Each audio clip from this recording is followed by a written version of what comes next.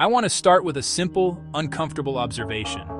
Most of the ways we undermine our own lives feel normal. They blend in with everyday life. We don't notice until the damage is done.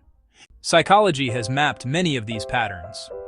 Research shows that the tiny, repeated choices we make every day, how we scroll, how we talk to ourselves, how we avoid, compound into outcomes that look a lot like destiny. We fold into them like a favorite sweater, soft, familiar, and ultimately constricting. As a researcher and storyteller, I've watched people carry these habits for years, convinced they're just part of being human, when in fact they quietly erode our courage, connection, and capacity to thrive. In this video, I'm going to name 7 normal habits that are silently ruining you, explain the research behind them, and give you one practical step to interrupt each pattern. You don't need a personality transplant. You need clarity, compassion, and a few designed experiments to reclaim your life. Psychology research has identified everyday habits that silently sabotage our success, happiness, and mental health, and most people don't even realize they're doing them. I'll call the first habit the comparison trap. Leon Festinger's social comparison theory reminds us that humans evaluate ourselves relative to others. That's baked into the social brain. Kahneman later showed our evaluations are often relative, not absolute. Which means that no matter what we achieve, someone else's highlight reel can make it feel smaller. This is what doom scrolling does. It feeds the comparison loop. You look at a curated life, the perfect vacation, the promotion, the smiling family, and begin to measure your worth in likes, followers, and carefully cropped images. It's addictive because it supplies social information, but the information is distorted and emotionally toxic. Research shows chronic comparison predicts depressed mood, anxiety, and lower life satisfaction. Imagine finishing a project, opening your phone, and seeing a peer's announcement. You compare your progress to their outcome, and suddenly your work feels inadequate. You edit, delay, and shrink your vision. Comparison narrows creativity because you stop asking what you genuinely want and start imitating what looks successful. Here's one simple, actionable intervention. Limit social media to set times. Make scrolling a scheduled activity, not a reflex.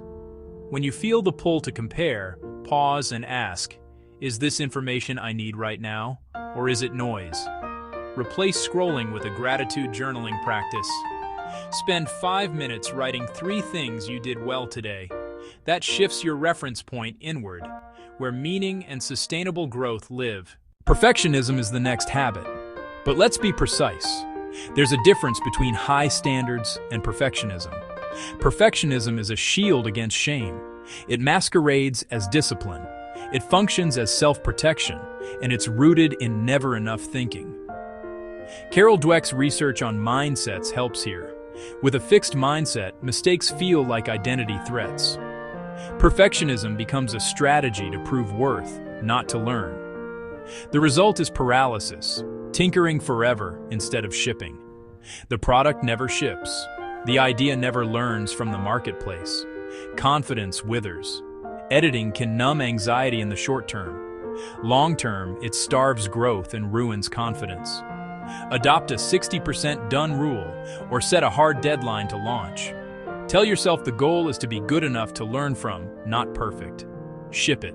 Solicit feedback. Iterate. That's how resilience and mastery are built. Make the deadline visible. Put it on a calendar. Tell a colleague.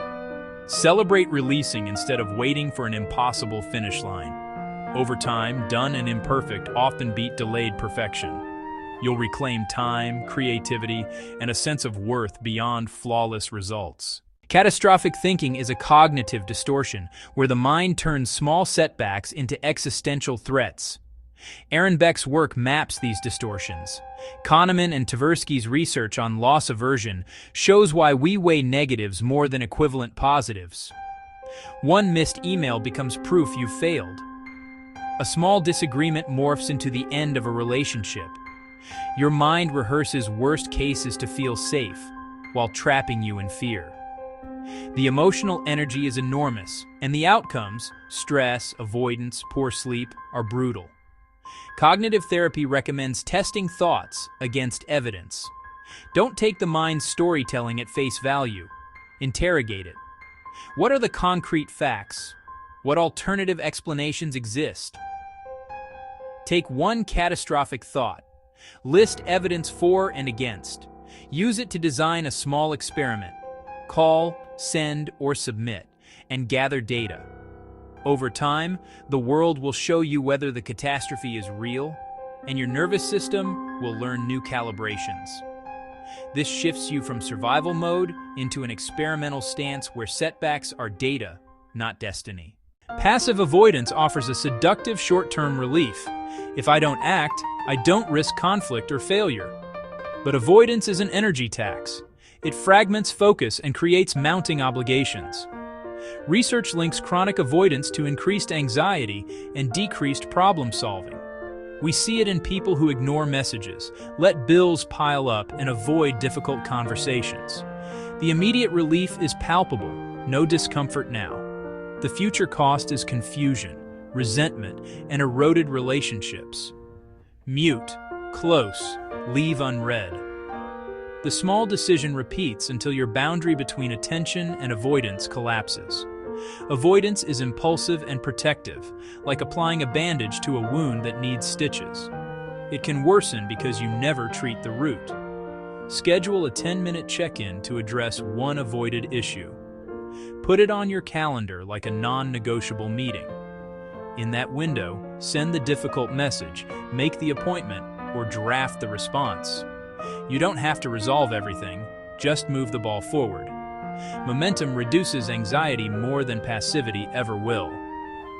Practice weekly and your capacity for courageous, calibrated action grows. Negative self-talk is the inner script that judges and diminishes us. It's not merely unpleasant, it changes behavior through self-fulfilling prophecy. Martin Seligman's research shows how repeated negative expectations create patterns of giving up. The inner critic disguises itself as motivation. If I push harder, I won't fail. But it rarely builds resilience. Instead, it schedules self-punishment and diminishes curiosity.